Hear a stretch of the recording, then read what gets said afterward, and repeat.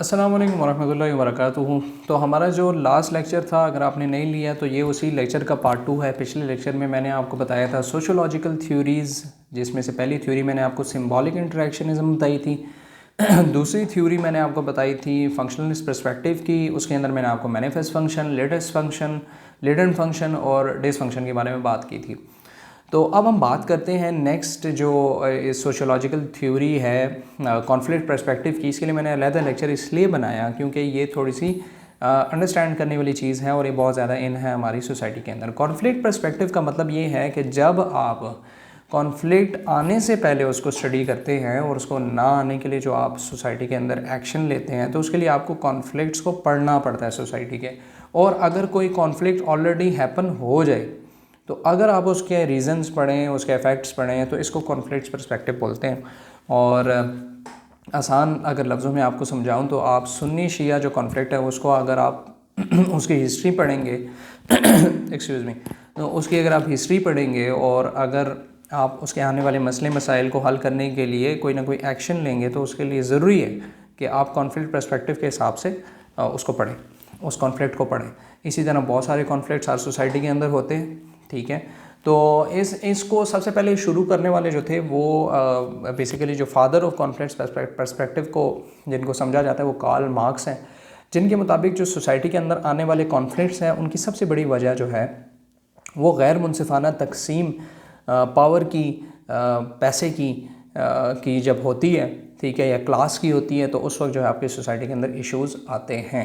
और बिल्कुल जी बिल्कुल सच बात है। आज हम अपनी सोसाइटी के अंदर ऐसा देखें तो बिल्कुल ऐसा होता है। जब भी एक अनइवन और unjust distribution of power, money society के अंदर होती है, तो क्या होता है कि आपकी सोसाइटी के अंदर बहुत सारे क्लैशेज़ आते हैं, इवन वॉर्स भी हो जाती हैं, ठीक है, सिविल वॉर्स हो जाती हैं। बहुत बड़ी मिसाल आप देख सकते हैं कि डिस्क्रिमिनेशन जो थी कलर की, वो जनाब अमेरिका की सिविल वॉर की वजह बनी। और पावर अगर आप डिस्ट्रीब्यूशन की बात करें तो आपकी जो पूरी एक तालिबान जो आपके आए हैं, तालिबानाइजेशन जो चल रही है, अफ़गानिस्तान का आप हाल देख लें। तो उसके अलावा रिलीजियस काफ़ी कॉन्फ्लिक्ट्स हैं, ठीक है। उसके अलावा फेमिनिस्ट जो आप पूरा एक कॉन्सेप्ट है, ठीक है, वो भी जेंडर डिस्क्रिमिनेशन के बेस पर है। पाकिस्तान एशिया के अंदर या एशिया के अंदर अगर आप बात करें तो जेंडर डिस्क्रिमिनेशन कूट कूट कर भरी हुई है। अगर आप देखें तो यहाँ पे जो मर्द हजरात हैं, ठीक है, वही आपको जॉब्स पे और काम करते हुए ज़्यादा नज़र आएंगे। और औरतों के लिए जो एक फेवरेबल इन्वायरमेंट है जॉब का या काम करने का, वो यहाँ पे नहीं है और इसको बेहतर नहीं समझा जाता सोसाइटी में, जिसकी वजह से सोसाइटी के ऊपर इफेक्ट हो रहा है और जेंडर डिस्क्रिमिनेशन दिन ब दिन बढ़ती जा रही है।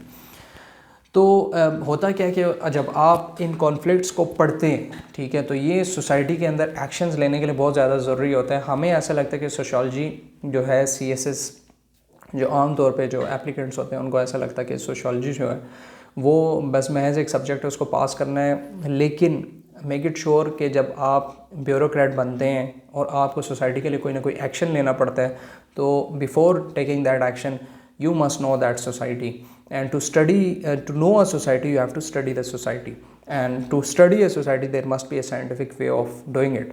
तो जो सोशोलॉजिकल थ्योरीज़ हैं आपकी, ठीक है, ये आपको सोसाइटी को पढ़ने में मदद देती हैं। आप डाटा के हिसाब से उस चीज़ को पढ़ते हैं और उसके बाद आप कोई ना कोई एक्शन लेते हैं, ठीक है। कार्ल मार्क्स का इसमें बहुत ज़्यादा हाथ है। उसके अलावा जो सैमुअल हैं, ठीक है, उसके अलावा वेबर हैं, ठीक है, उन्होंने इस पर काफ़ी काम किया कॉन्फ्लिक्ट पर्सपेक्टिव के ऊपर। तो ये जनाब सोशोलॉजिकल थ्योरीज़ थी, ठीक है, जो मैंने आपको बताई। और हम तकरीबन ये जो जितने भी साइंसदानों के मैं नाम ले रहा हूँ, इन तमाम के काम जो है हम तफसील से देखेंगे, क्योंकि हर साल एक क्वेश्चन लाजमी आता है कि इनकी क्या कंट्रीब्यूशन थी। उसके अलावा अगर आप थोड़ा सा मैं पीछे चला जाता हूँ, पार्ट 1 के अंदर मैंने जो फंक्शनलिस्ट पर्सपेक्टिव के बारे में बात की थी, जो सोसाइटी को एज अ यूनिट समझते हैं और जो हर सोसाइटी की जो एलिमेंट है उसको एज अ उसका पार्ट समझते हैं, एज एन ऑर्गन समझते हैं, ठीक है। तो ये फंक्शनलिस्ट पर्सपेक्टिव के मुताबिक अगर सोसाइटी का एक पार्ट सही काम नहीं कर रहा होगा तो उसका इफेक्ट बाकी पर ज़रूर पड़ेगा। जैसे अगर आपका हाथ जल रहा हो तो लाजमी नहीं है कि मतलब आपको दर्द होगा, लाजमी नहीं कि आपके सर पे जब आग लगेगी तो तब आपको दर्द होगा। जब एक ऑर्गन भी सही तरह काम नहीं करेगा, ये अगर काम नहीं कर रहा होगा, तो उसका इफेक्ट पूरी बॉडी पे पड़ेगा। तो ये फंक्शनलिस्ट पर्सपेक्टिव सोसाइटी को भी एज एन ऑर्गेनिज्म लेते थे और लेना चाहिए भी। और अगर आप देखें, अगर आपका एजुकेशन सिस्टम ख़राब है तो लाजमी सी बात है आपकी इकॉनमी में फ़र्क पड़ेगा ही पड़ेगा। टैलकट पैरसन जो हैं, टैलकट पैरसन बेसिकली एक सोशियोलॉजिस्ट है, इनके मुताबिक जो है एक बहुत इंटरेस्टिंग इन्होंने एक बात की थी। इन्होंने कहा था कि जब आपकी सोसाइटी के अंदर कोई ऐसा सोशल एक्शन जो कि कोई फ़ायदा नहीं दे रहा तो वो आगे किसी जनरेशन पे पास नहीं होता। ठीक है, ये बहुत, ये कहने को तो बड़ी आसान बात है, लेकिन इसको जब तक आप एक डाटा के साथ नहीं प्रूव करते ना तो इस बात को नहीं माना जाता। तो टैलकट पैरसन की आपको ये बात, ये थ्योरी पता होनी चाहिए। खैर, ये एक एक्स्ट्रा नॉलेज थी। और उसके अलावा जो है सोशियोलॉजिकल, मेरे ख्याल में थ्योरीज़ जो मैंने आपको 3 बताई हैं, इनका आइडिया हो गया होगा आपको। बेसिकली 20 नंबर का क्वेश्चन होता है, तो अगर सोशियोलॉजिकल थ्योरीज़ आती हैं आपके पास तो आपने 20 नंबर तक का ही लिखना है। 4 क्वेश्चंस होते हैं, उन चारों को आपने एक कॉमन जो है उनके साथ एक मुनसिफाना तकसीम के साथ उनको लिखना है। ऐसा नहीं करना कि किसी को आपने 30 नंबर का लिख दिया तो किसी को 10 नंबर का लिख के आपने 20 नंबर एक्सपेक्ट करें एग्जामिनर से, ऐसा नहीं होता। तो उम्मीद है आपको आज के लेक्चर से फ़ायदा हुआ होगा, और अगर तो फ़ायदा हुआ या आपकी कोई हेल्प हुई तो सिर्फ जो है आपने दुआ में याद रखना है। That's it, thank you very much, और अपना ख्याल रखिएगा। अल्लाह हाफ़िज़।